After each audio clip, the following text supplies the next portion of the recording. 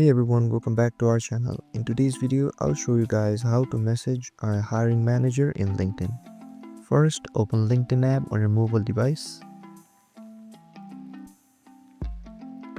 Then search for the hiring manager's profile. You can find their name from the job posting under the posted by section or search the company employees. Once you're on their profile, tap on the message button. If you're not connected, you may see connect instead. No worries, tap connect, then select add a note. But if there is a message button, go ahead and tap on it. Here you can mention your name, highlight your interest in the role or company, and politely ask for advice or share your enthusiasm for connecting. Keep it genuine and respectful. After you're done, tap on the arrow icon right here. And that's it.